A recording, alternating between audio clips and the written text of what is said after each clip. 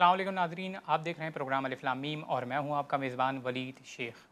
اس میں شک نہیں کہ توہین رسالت ایک سنگین جرم ہے، مگر سوال یہ پیدا ہوتا ہے کہ اس جرم کا ارتکاب کس نے کیا ہے، اس کا تعین کون کرے گا؟ کیا اس کا تعین عوام کرے گی یا ریاست کرے گی یا کوئی جج کرے گا؟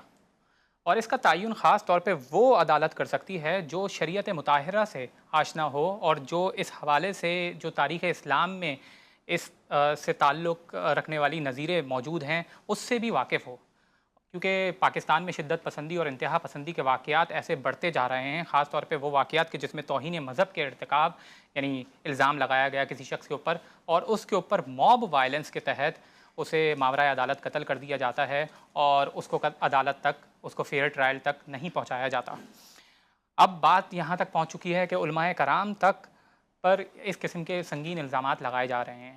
اس سے پہلے جنید جمشید اور دیگر علماء کے اوپر بھی ایسے الزامات لگائے جا چکے ہیں اور شدید قسم کی کیمپینز بھی چلائی جا چکی ہیں، مگر اب پچھلے ہفتے ہم نے دیکھا کہ معروف عالم دین کسی تعارف کے محتاج نہیں ہیں، مذہبی اسکالر مفتی طارق مسعود صاحب کے اوپر بھی اس قسم کی ایک وینمس کیمپین چلائی جا رہی ہے جس میں توہین مذہب کا ان کے اوپر الزام لگایا جا رہا ہے۔ وہ ایک ممبر سے ایک بات کر رہے تھے تو اس بات کو کچھ مسلمان کچھ حلقوں کی طرف سے یہ بات کہی گئی کہ انہوں نے رسول اکرم صلی اللہ علیہ وآلہ وسلم کی شان اقدس میں توہین کی ہے، گستاخی ایسے الفاظ استعمال کیے ہیں کہ جس سے گستاخی کا ارتکاب کیا ہے۔ تو اس حوالے سے پھر ان کی وضاحتی ویڈیو بھی آ چکی ہے اور انہوں نے انکنڈیشنل اپالوجی بھی کی ہے، مگر اس کے باوجود کچھ حلقوں کی طرف سے یہ کہا جا رہا ہے کہ نہیں، معافی قبول نہیں کی جائے گی، اور کچھ حلقوں کی طرف سے یہ آ رہا ہے علماء کرام کی طرف سے کہ وہ معافی مانگ لیں اور یہ معاملہ تاکہ ختم ہو جائے۔ تو سوال یہاں پر بہت سارے پیدا ہوتے ہیں کیونکہ یہاں پر ماورائے عدالت قتل ہوتے رہے ہیں، لوگوں کے اوپر الزام لگتے ہیں، اور پاکستان میں صرف الزام اگر آپ کے اوپر توہین مذہب کا لگ جائے تو اس کا مطلب یہ ہوتا ہے کہ ڈیتھ وارنٹ، یعنی it is almost equal to death warrant, کیونکہ آپ کے خلاف پھر کیمپینز چلنا شروع ہو جاتی ہیں، آپ کا سوشل بائیکاٹ کیا جاتا ہے، مختلف پروٹیسٹ وغیرہ آپ کے سامنے کیے جاتے ہیں۔ تو سوال یہ پیدا ہوتا ہے کہ کیا یہ معافی کی لگژری صرف اور صرف علماء کرام کو حاصل ہے، کسی ایک خاص طبقے کو حاصل ہے، یا پھر یہ لگژری تمام عوام کو بھی حاصل ہے؟ اسی کے ذیل میں یہ بھی سوال پیدا ہوتا ہے کہ کیا اسلام اس معاملے میں سزا کو ترجیح دیتا ہے یا پھر توبہ کو ترجیح دیتا ہے؟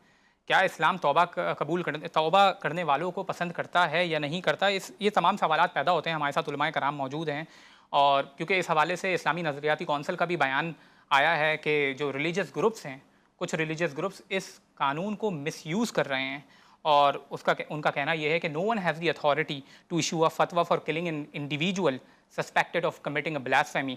تو پوائنٹ یہ ہے کہ موب جسٹس کے ذریعے سسپیکٹس کو کل کرنا، اس کو شدید تنقید کا نشانہ بنایا ہے اسلامی نظریاتی کونسل نے۔ ہمارے ساتھ علماء کرام موجود ہیں قابل قدر واجب الاحترام۔ سب سے پہلے میں ان کا تعارف کرواتا چلوں۔ ہمارے ساتھ سب سے پہلے موجود ہیں معروف عالم دین علامہ شبیر حسن میسمی صاحب۔ السلام علیکم سر، علیکم کیسے مزاج ہیں؟ خیریت سے ہیں؟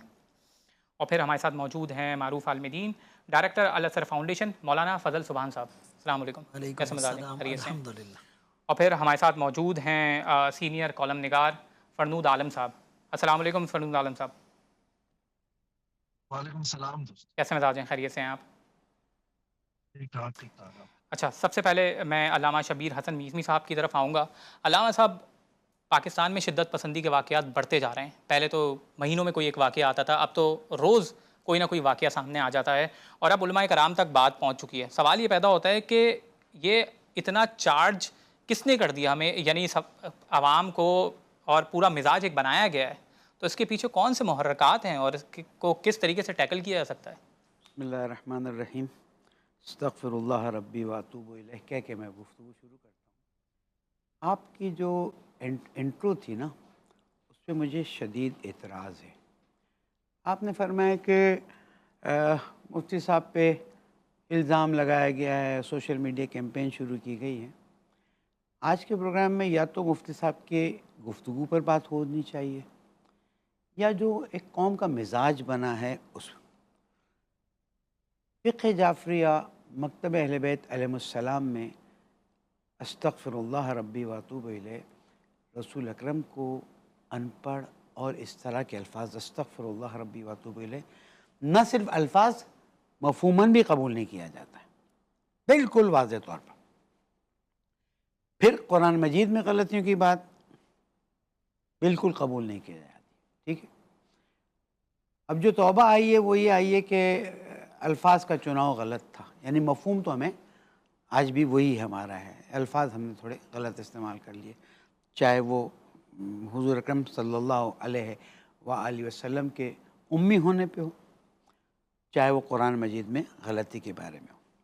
پہلے ہمیں اس کو طے کرنا ہوگا۔ آپ جو فرما رہے ہیں کہ سوشل میڈیا پہ کر دیا گیا ہے اور بعض لوگوں کی طرف سے لگایا گیا ہے، تو کیا جو بات انہوں نے فرمائی ہے، میں تو اس میں داخل بھی نہیں ہونا چاہ رہا تھا کہ مکتب کی باتیں آ جاتی، اہل حدیث، جی دیوبندی، بریلوی اور ایسے جو اپنے آپ کو کسی مکتب سے یعنی کسی مسلک سے نہیں، سب نے اس کو کنڈیم کیا ہے، جی ٹھیک ہے۔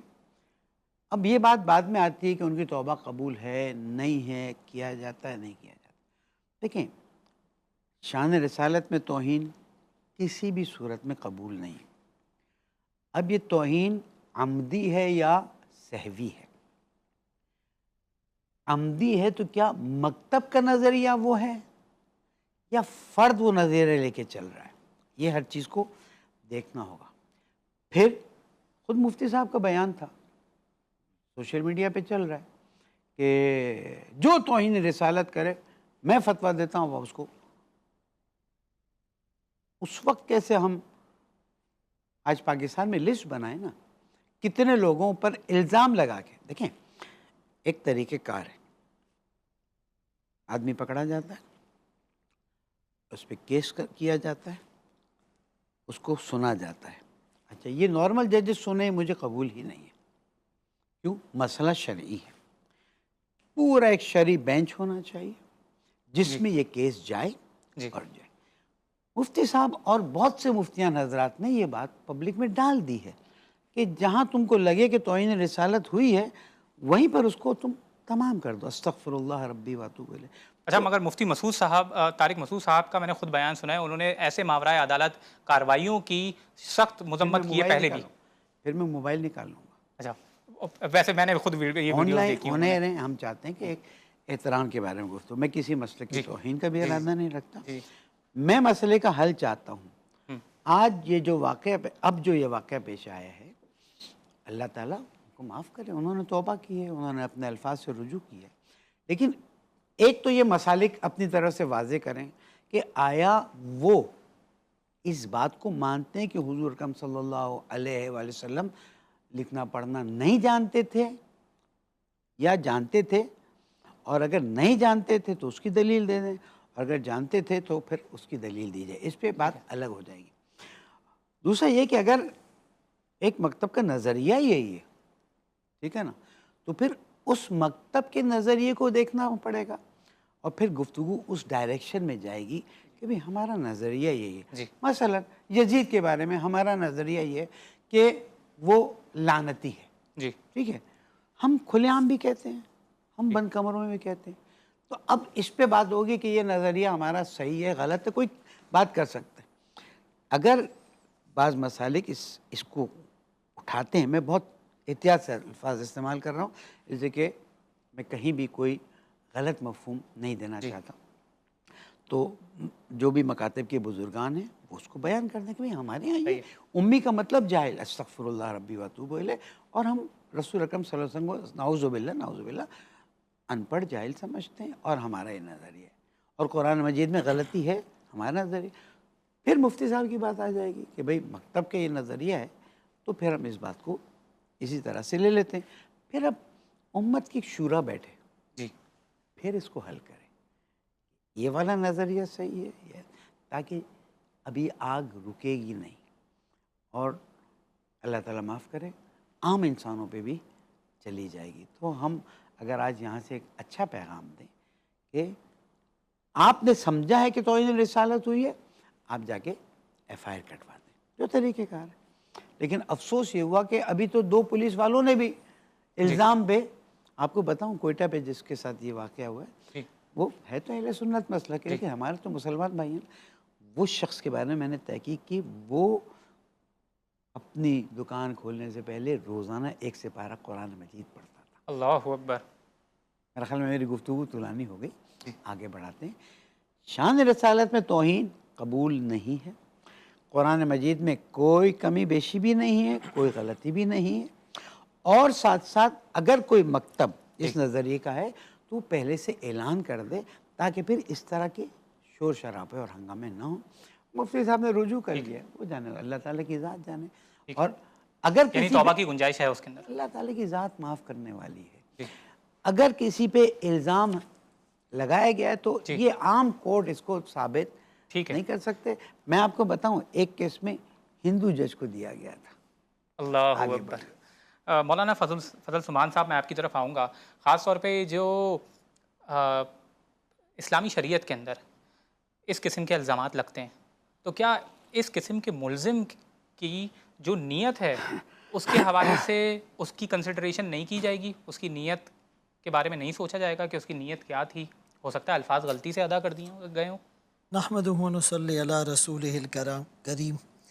دیکھیے، بعض اوقات جو پروگرام کا موضوع ہوتا ہے تو اس کے ضمن میں ذیل میں کچھ ایسی باتیں آ جاتی ہے کہ اس کو واضح کرنا ضروری ہوتا ہے۔ جہاں تک رسول اللہ صلی اللہ علیہ وسلم کو امی کہنے کے حوالے سے بات ہے، اور جیسے علامہ صاحب نے کہا کہ بھائی آیا یہ کسی شخص کا ذاتی نظریہ یا عقیدہ ہے یا مکتب فکر کا، تو دیکھیں اہل سنت والجماعت جو مسلک دیوبند کے نام سے مشہور ہے، ان کا باقاعدہ یہ عقیدہ ہے کہ رسول اللہ صلی اللہ علیہ وسلم سے زیادہ پڑھا لکھا اس کائنات میں کوئی نہیں۔ امی کی نسبت ماں کی طرف ہوتی ہے، اور اصل اور اساس اور بنیاد کو بھی کہتے ہیں۔ رسول اللہ صلی اللہ علیہ وسلم کسی انسان سے سیکھے ہوئے اور اس سے لکھے پڑھے ہوئے نہیں تھے۔ الرحمن علم القرآن، انہیں تو ڈائریکٹ اللہ نے سکھلایا تھا، اور فرمایا وَعَلَّمَكَ مَا لَمْ تَكُنْ تَعْلَمْ وَكَانَ فَضْلُ اللَّهِ عَلَيْكَ عَظِيمًا۔ اور تیسرے نمبر پر سورۃ القیامہ 29ویں پارے میں جو رسول اللہ صلی اللہ علیہ وسلم وحی کے نزول کے وقت جبرائیل امین کے ساتھ برابر پڑھنے لگے تو حکم آیا لا تحرک بہ لسانک لتعجل بہ، آپ جلدی نہ کریں، ان علینا جمعہ وقرآنہ، ہمارے اوپر لازم ہے اس قرآن کو جمع کرنا بھی اور اس قرآن کا پڑھنا پڑھوانا بھی، اور ثم ان علینا بیانہ، پھر اس کا بیان کرنا بھی۔ تو رسول اللہ صلی اللہ علیہ وآلہ وسلم اس اعتبار سے تو اس کائنات کے سب سے اعلیٰ ترین انسان تھے اور زیادہ پڑھے لکھے تھے، اور ہمارے مسلک میں یہ بات بالکل روز روشن کی طرح واضح ہے کہ جس انداز سے مفتی صاحب نے اپنی بات کی ہے تو وہ انداز بالکل غلط ہے، اور یہ اہل سنت والجماعت کا عقیدہ بھی نہیں ہے۔ جیسے علامہ صاحب نے کہا کہ بھائی یزید کو وہ لانتی یا مثال کے طور پہ فاسق اور فاجر جو کہتے ہیں، تو ہمارے ہاں بھی یزید بالکل فاسق اور فاجر ہیں، اور اسی طرح امیر معاویہ رضی اللہ عنہ جلیل القدر صحابی ہیں اور کاتب وحی ہیں، اور بہت ساری احادیث لسان نبوت سے ان کے حق میں نکلی ہے۔ جہاں تک آپ نے بات کی کہ نیت کا اعتبار ہوگا یا نہیں، میں اس کو مذہبی انتہا پسندی نہیں، میں اس کو بنیاد پرستی نہیں، میں اس کو مذہبی جنونیت کہتا ہوں۔ یہ پاگل پن ہے، ہیجان اور نفسیاتی کیسز ہے۔ دیکھیں، یہ صرف اسلام میں نہیں ہے، بعض اوقات اس کو اسلام سے ریلیٹ کیا جاتا ہے۔ آپ مجھے بتائیں، یہودیت اور عیسائیت میں ایسے واقعات نہیں ہوئے؟ نیوزی لینڈ میں 2 مساجد کے اوپر حملہ کر کے 50 مسلمانوں کو شہید نہیں کیا گیا؟ ریسنٹلی برطانیہ کے اندر ایک غلط اور رومر افواہ کے پھیل جانے پر کہ 3 لڑکیوں کا قتل ہو گیا اور قتل کرنے والا مسلمان تھا، حالانکہ وہ بات غلط تھی، اس بنیاد پر مسلمانوں کے خلاف ایک نیگیٹو پرسیپشن اور سرکاسٹک لینگویج استعمال کی گئی۔ 9/11 کے بعد دنیا کا جو پیراڈائم چینج ہوا ہے، اس میں مسلمانوں کو مصر میں اخوان المسلمین ہو، الجزائر میں اسلامک سالویشن فرنٹ ہو، لیبیا کے اندر، عراق کے اندر، افغانستان کے اندر کتنے معاملات بگاڑے گئے۔ تو آج کل بنیادی طور پر کسی لوکل اور قومی معاملے کو بین الاقوامی معاملے سے الگ کر کے نہیں دیکھا جا سکتا۔ یہ گلوبل ویلیج ہے اور لوگ ورلڈلی چیزوں کو دیکھ رہے ہوتے ہیں۔ تو بنیادی طور پر ایک آدمی اگر گستاخی کرتا ہے، ایک بات تو علامہ صاحب نے بڑی پتے کی کہ اس کا تعین آپ نے اپنے انٹرو میں بھی کہا، وہ کون کرے گا؟ عوام کرے گی۔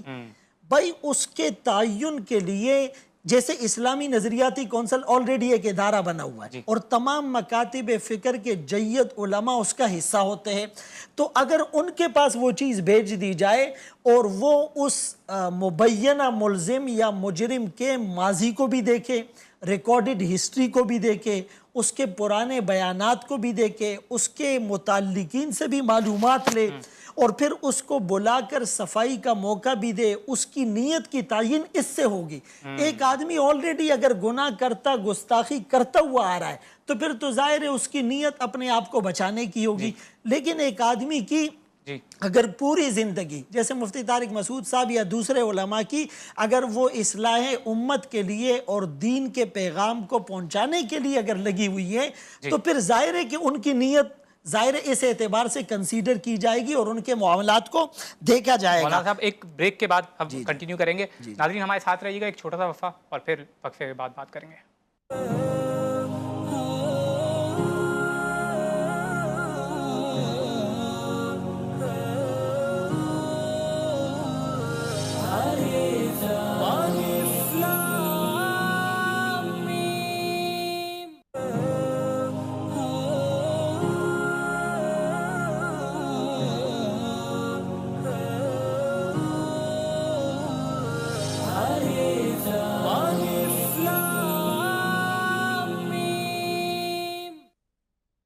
خوش آمدید ناظرین، آج ہم بات کر رہے ہیں توہین مذہب میں بڑھتے ہوئے رجحان کی، اور خاص طور پہ اب تو اس کی لپیٹ میں علماء کرام بھی آ گئے ہیں۔ ہمارے ساتھ فرنود عالم صاحب موجود ہیں۔ فرنود عالم صاحب، آپ کو میری آواز آ رہی ہے؟ جی بالکل آ رہی ہے۔ جی فرنود عالم صاحب، آپ دیکھ رہے ہیں کہ معاشرے میں جس طریقے سے مفتی صاحب نے صحیح کہا کہ مذہبی جنونیت بڑھتی جا رہی ہے، اس کے کیا عوامل ہیں؟ یہ لوگ اتنا چارج کیسے ہو گئے ہیں؟ اتنا اسٹیمولیٹ ظاہر سی بات ہے کچھ کیا گیا ہے، تو اس کے کیا محرکات ہیں؟ میں اصل میں یہ عرض کرنا چاہ رہا تھا کہ جو دونوں حضرات صاحبان یہاں پہ بیٹھے ہوئے ہیں، علامہ صاحب بھی اور مولانا سبحان صاحب بھی، انہوں نے جو بات کی ہے کہ ہم بیٹھیں گے، ہم دیکھیں گے، ہمیں دیکھنا چاہیے کہ اس کا مزاج کیا ہے، کیا وہ عادتاً عادی مجرم تو نہیں ہے، وغیرہ وغیرہ وغیرہ وغیرہ، ان کی رائے سے تو مجھے اتفاق ہے، لیکن پرابلم یہ ہے کہ پاکستان میں توہین مذہب یا توہین رسالت کا جو قانون ہے وہ آپ کو یہ گنجائش نہیں دیتا، اور گنجائش اس لیے بھی نہیں دیتا کہ میں تو خود یہ سمجھتا ہوں کہ پاکستان میں جو زیادہ آبادی ہے وہ فقہ حنفی کی فالوور ہے، ٹھیک؟ اس میں بریلوی جیسا سب سے بڑا جو پاکستان کا تعداد کے اعتبار سے مسلک ہے وہ بھی فقہ حنفی کا پیروکار ہے۔ دیوبند مسلک اس کے بعد آ جاتا ہے جو کہ بہت انفلوئنشل مسلک ہے، وہ بھی فقہ حنفی کا پیروکار ہے۔ جماعت اسلامی جیسا ایک بہت بڑی جماعت یہاں پاکستان میں موجود ہے، وہ بھی فقہ حنفی کی پیروکار ہے۔ لیکن اس کے باوجود جو آپ کا توہین رسالت کا قانون ہے وہ فقہ حنفی کے مطابق یا اس کے مزاج کے مطابق نہیں بنایا گیا، ٹھیک ہے؟ فقہ حنفی کا میں یہاں پہ اس لیے ذکر کر رہا ہوں کہ اگر مجھ سے ذاتی طور پہ آپ پوچھیں گے تو میں تو یہ کہوں گا کہ فقہ حنفی جیسا والا قانون بھی نہیں ہونا چاہیے، لیکن پھر بھی جس مسئلے کی بات کی جا رہی ہے اس مسئلے میں میری گزارش یہ ہوگی، جیسے علامہ صاحب نے یہ کہا نا کہ یہ مسئلہ جو یہاں سے چلا یہ نیچے عوام تک پہنچ جائے گا، نہیں، ایسا نہیں ہے۔ یہ مسئلہ نیچے عوام کے لیے وبال جان بنا ہوا تھا، اب علماء تک پہنچ گیا ہے۔ اب چونکہ علماء تک پہنچ گیا ہے تو اب اس بات کی گنجائش پیدا ہو گئی ہے کہ اب اس کے اوپر ذرا بات کر لی جائے، اور اس میں ابتدائی طور پہ جو بات ہو سکتی ہے وہ یہ ہو سکتی ہے کہ اس قانون کو تمام حنفی جو فقہاء ہیں پاکستان کے وہ بیٹھیں اور اس قانون کا ذرا جائزہ لیں، مطلب اس قانون میں کیا حکم ہے۔ یہ تو سبحان صاحب کی اپنی ایک خواہش ہے کہ اس معاملے کو بہت بردباری کے ساتھ دیکھنا چاہیے، لیکن یہ قانون تو بردباری کے ساتھ نہیں دیکھتا۔ مثال کے طور پہ میرے دروازے کے اوپر ایک شخص میلاد النبی کا اشتہار لگا کے چلا جاتا ہے، اور میں صبح اٹھ کے اپنے دروازے سے وہ اشتہار پھاڑنے لگوں اور مجھے تحریک کارکن مجھے دیکھ لے، تو وہ اس کے اوپر 3 لوگوں کو 4 لوگوں کو گواہ بنائے گا، وہ تھانے میں جا کے FIR کاٹے گا اور وہ کہے گا کہ اس نے پیغمبر کا نام پھاڑا ہے یا اس نے میلاد کا اشتہار پھاڑا ہے۔ اب مجھے اگر مجسٹریٹ کے سامنے پیش کیا جائے تو میں مجسٹریٹ کے سامنے یہ کہوں گا کہ بھائی جان میں اشتہار پھاڑ نہیں رہا تھا، میں اشتہار ہٹا رہا تھا۔ ایک بات۔ دوسری بات یہ ہے کہ میں اشتہار نہیں پھاڑ رہا تھا، بلکہ میں اپنا دروازہ صاف کر رہا تھا. ٹھیک ہے. تو اب اس کے اوپر میرے سامنے اس قانون کی روح سے سوال کھڑا ہو جائے گا کہ کیا آپ یہ سمجھتے ہیں کہ جس دروازے کے اوپر پیغمبر کا نام لگا ہو, میلاد لکھا ہوا, آپ کو لگتا ہے کہ وہ دروازہ گندا ہو جاتا ہے؟ ٹھیک ہے. تو اب اس کا جواب میرے پاس نہیں ہے اس قانون کی روح سے, میں پکڑا جاؤں گا. اسی طریقے سے اگر میں کچرا پھینکتا ہوں صبح اپنے گھر کے باہر اور وہ جلا رہا ہوں, اور ایک اسکواڈ کا بندہ آتا ہے, اس میں سے ایک کاغذ نکالتا ہے اور اس کاغذ کے اوپر آپ کے پروگرام کا نام الف لام میم لکھا ہوا ہے, یا اس پہ کوئی درود آدھا لکھا ہوا ہے, یا اس پہ قرآن کی کوئی آیت یا کوئی حدیث لکھی ہوئی ہے, وہ شخص اٹھائے گا, وہ کہے گا کہ اس نے کچرے میں مقدس عبارت کو ڈالا ہوا تھا اور پھر یہ اس کو آگ بھی لگا رہا تھا. تو میں اس کو یہ کہتا ہوں کہ بھائی جان, میں اللہ اور اس کے رسول کے نام کو نہیں جلا رہا تھا, میں تو کچرا جلا رہا تھا. وہ آگے سے کہے گا کہ اچھا آپ نے اللہ اور اس کے رسول کے نام کو کچرا کہہ دیا, تو یہ کیس میرے لیے اور بھی زیادہ سنگین ہو جائے گا. اب میرے پاس وہ راستہ اس قانون کی روشنی میں ہے ہی نہیں کہ میں اس کو یہ سمجھا سکوں کہ بھائی جان میں یہاں پہ کر کیا رہا تھا, میرا مقصد کیا تھا, میں کس طرف جانا چاہ رہا تھا. چونکہ ہمارے قانون کا مزاج یہ ہے, مجھ سے اگر آپ پوچھیں گے مولانا طارق مسعود جو ہے وہ کسی لوگوں کی ضد کے اوپر آ کے توبہ کرنے کے پابند بھی نہیں ہے. کسی نے اپنا نقطہ نظر بیان کیا کر دیا, کسی کو لگتا ہے کہ وہ نقطہ نظر ٹھیک نہیں ہے تو وہ لوگ علم کی روشنی میں اور اپنے مطالعے اور تجربے کی روشنی میں اس سوال کا جواب دے دیں. باقی میں سمجھتا ہوں کہ علم کی دنیا میں کوئی توبہ ووبہ بھی نہیں ہوتی. علم کی دنیا میں صرف رجوع ہوتا ہے, اور رجوع جو ہوتا ہے وہ کسی کی ضد کی بنیاد پہ نہیں ہوتا ہے کہ آپ آئیں اور توبہ کریں یا رجوع کریں. رجوع ذاتی مطالعے پہ ہوتا ہے, ذاتی فہم پہ ہوتا ہے, ذاتی علم پہ ہوتا ہے. ٹھیک ہے. لیکن یہاں پر میں طارق مسعود صاحب کے ساتھ اس حوالے سے ہوں کہ طارق مسعود صاحب کا تو چلو ریکارڈ معلوم ہے کہ وہ امام مسجد ہیں, وہ ان کا جو ہے کوئی انٹینشن یہ نہیں تھی کہ وہ قرآن کے بارے میں اس کی توہین کرنا چاہ رہے تھے.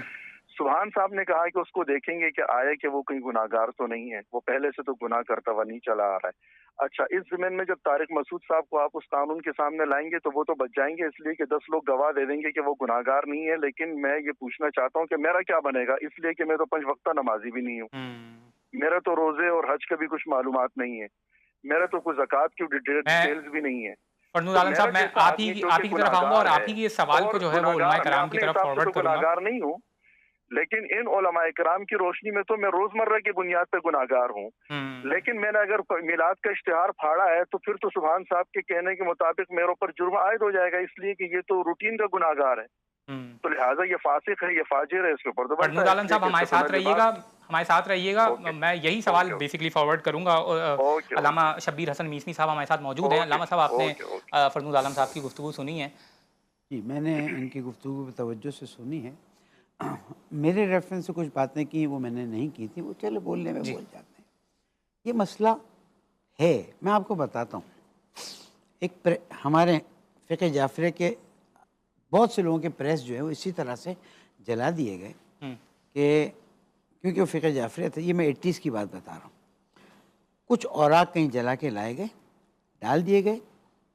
صبح موب آیا, ان کا یہ کیا, اس نے قرآن مجید کے اوراق جلائیں. اللہ, اس آدمی کو جیل لے گئے. 4 سال کیس چلا, ثابت ہوا کہ انہوں نے یہ ایسا کام نہیں کیا, نہ پہلے اس کا تھا. جب وہ جیل سے آزاد ہو گیا تو اس کو شہید کر دیا. یہ ایک کیس نہیں, میں پاکستان میں سوال کرتا ہوں تمام علماء سے, تمام مفتیان حضرات سے, کہ اب تک عوام پس رہی تھی, جل رہی تھی, مر رہی تھی. مجھے نہیں معلوم وہ غلط تھے یا صحیح تھے, لیکن جیسے ہوا مار ڈالا گیا, جلا دیا گیا, کرسچن کمیونٹی کے لوگوں کو مارا گیا. بعد میں پتہ چلا کہ کہیں لڑکی کا مسئلہ تھا, کہیں مسئلہ.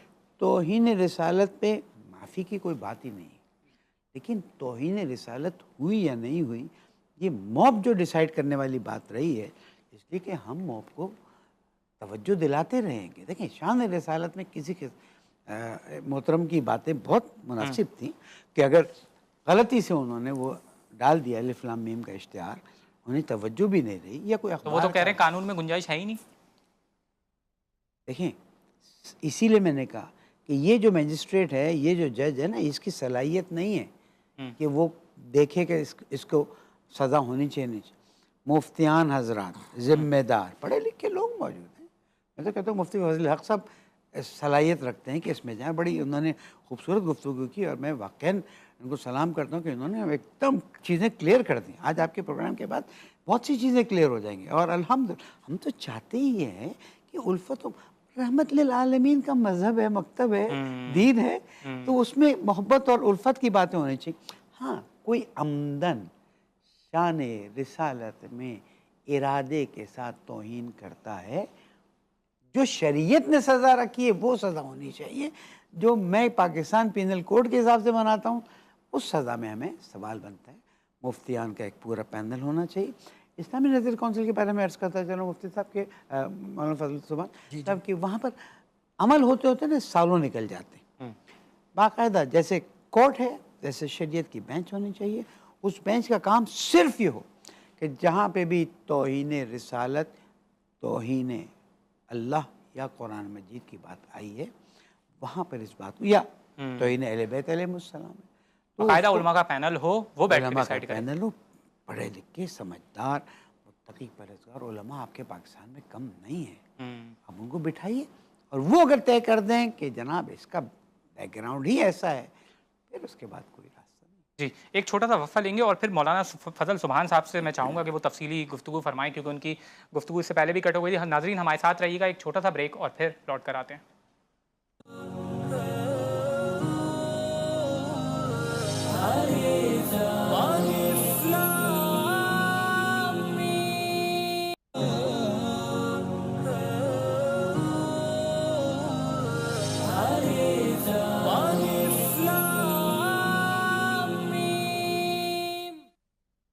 خوش آمدید ناظرین. آج ہم بات کر رہے ہیں انتہا پسندی بڑھتی ہوئی پاکستان کے اندر شدت پسندی کے حوالے سے بات کر رہے ہیں. یہ بات آج علماء کرام تک بھی پہنچ چکی ہے. مفتی طارق مسعود اس کے لیٹسٹ جو ہے وہ وکٹم ہیں, ہمارے ساتھ موجود ہیں معروف عالم دین مولانا فضل سبحان صاحب.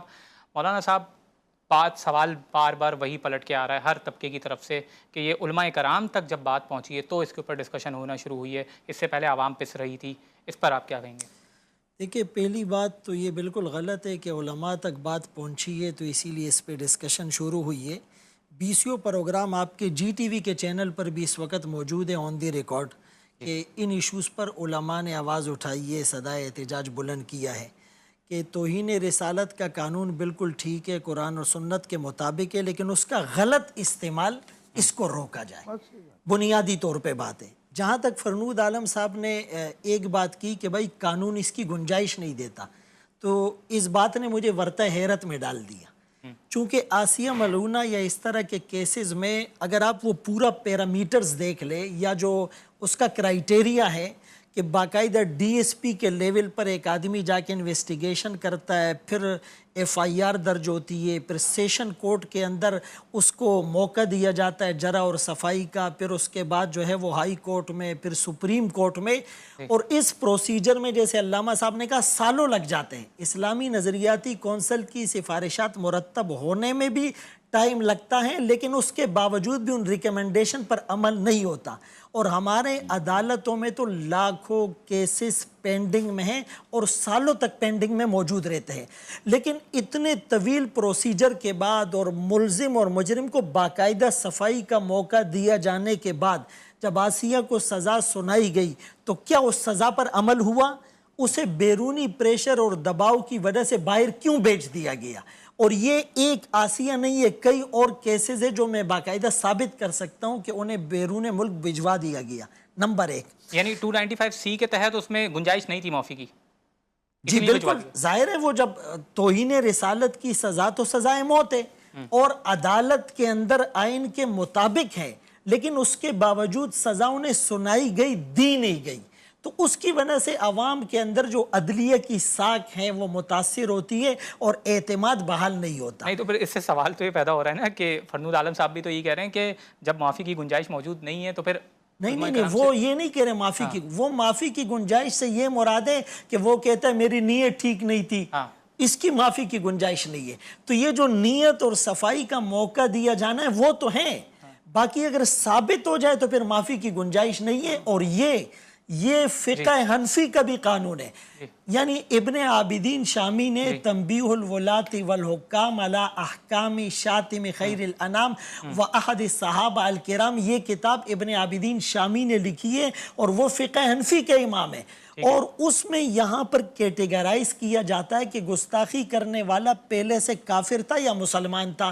اگر کافر تھا تو اس کے احکام الگ ہے، اگر مسلمان تھا تو اس گستاخی کے ثابت ہونے کے بعد وہ مرتد ہو گیا، اور مرتد کی جو سزا ہوتی ہے من بدل دینہ فاقتلوہ، اس کو قتل کر دیا جائے. تو اسی لیے اس کو یوں کہنا کہ فقہ حنفی کا یہ قانون نہیں ہے، یہ بات ٹھیک نہیں ہے. ہاں اس میں تلفیق کے قاعدے پر عمل کرتے ہوئے مختلف جیسے شوافع اور حنابلہ اور مالکیہ اور احناف کے قول کو لیا جاتا ہے، لیکن فقہ حنفی کے اندر بھی اس کی نظیر اور مثالیں موجود ہیں.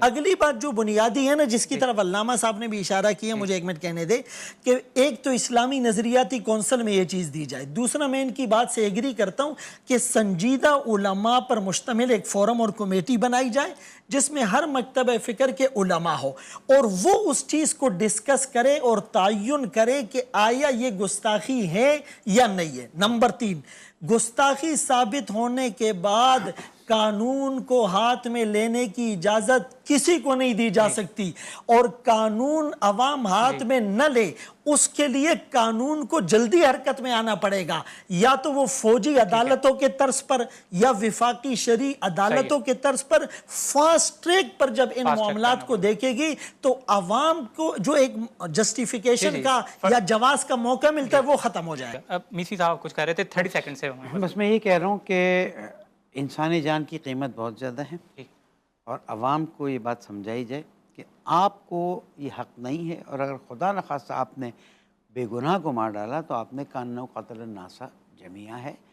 علماء کے پاس جائیں، ارجاع کریں، کورٹ کی طرف جائیں، فقہا کی طرف جائیں، خود اقدام نہ کریں کہ خدا نخواستہ آپ کسی کو ماریں اور قیامت میں آپ جواب دیں. ایک بنیادی بات دیکھیں، سیکولر یا لبرل ہونا ضروری ہے کہ وہ گستاخ بھی ہو، یہ بات مجھے سمجھ میں نہیں آتی. فرنود عالم صاحب کے تاثر سے تو یہ لگ رہا ہے کہ ہمارے ہاں گویا کہ یہ ایک مسلمہ قاعدہ ہے کہ جو سیکولر ہوگا یا لبرل ہوگا وہ گستاخ بھی ہوگا. بہت سے لوگ اپنے آپ کو ببانگ دول لبرل یا سیکولر یا فری سوسائٹی کے حامی کہتے ہیں، لیکن ان پر تو گستاخی کے فتوے نہیں لگتے. آخر ان کو کیوں یہ اچھا لگتا ہے کہ جب تک ہم نے مذہب کے اندر چھیڑ چھاڑ نہ کی جائے، جب تک ہم نے علماء کو تنقید کا نشانہ یا کریٹیسائز نہ کیا جائے تو ہماری دال نہیں گلنی. تو خدا را آپ لوگ بھی تھوڑا سا بیلنس اور اعتدال کے ساتھ تھوڑا سا سفسٹیکیٹڈ وے میں آپ ایک بیلنس بات کیا کریں، اور علماء کو ہر چیز کا ذمہ دار نہ ٹھہرایا جائے. سری لنکن منیجر کو جو قتل کیا گیا سیالکوٹ میں، اب دیکھیں وہاں پر علماء نے کیا رول ادا کیا. وہ تو عام لوگ تھے، علماء کو تو اس بات کا پتہ بھی بعد میں چلا. اور یہ جیسے میسمی صاحب نے کہا تھا کہ پولیس والے اگر یہ حرکت کر رہے ہیں تو ان کی تربیت میں، ان کی کاؤنسلنگ میں کتنا زیادہ فرق ہے اور کتنی زیادہ ضرورت ہے ان چیزوں کو سٹریم لائن میں لانے. بہت بہت شکریہ ناظرین، آپ نے علماء کرام کی گفتگو سماعت فرمائی. میں بہت شکر گزار ہوں کہ انہوں نے اپنا قیمتی وقت ہمارے اس پروگرام کے لیے نکالا، اور ان کی گفتگو سے یہی بات اخذ کی جا سکتی ہے کہ اسلامی قوانین کا مس یوز کیا جا رہا ہے. اسلامی نظریاتی کونسل بھی اس کو بارہا کہہ چکا ہے. تو ہمیں جو بات اپنے باور کروانے کی ضرورت ہے وہ یہ کہ ہم قوانین کو اپنے ہاتھ میں نہ لیں. اگر کوئی اس قسم کا کیس ہمیں لگ بھی رہا ہے تو ہم علماء سے رجوع کریں، اور یہ علماء کا کام ہے کہ وہ ڈیسائیڈ کریں کہ کون گستاخ ہے اور کون گستاخ نہیں ہے. قانون ماورائے عدالت قتل کے بجائے قانون کی طرف رجوع کیا جائے. اسی سے شدت پسندی اور انتہا پسندی کا خاتمہ کیا جا سکتا ہے. پھر کسی نئے موضوع کے ساتھ آپ کے سامنے حاضر ہوں گے. تب تک کے لیے اپنے میزبان ولید شیخ کو دیجیے اجازت.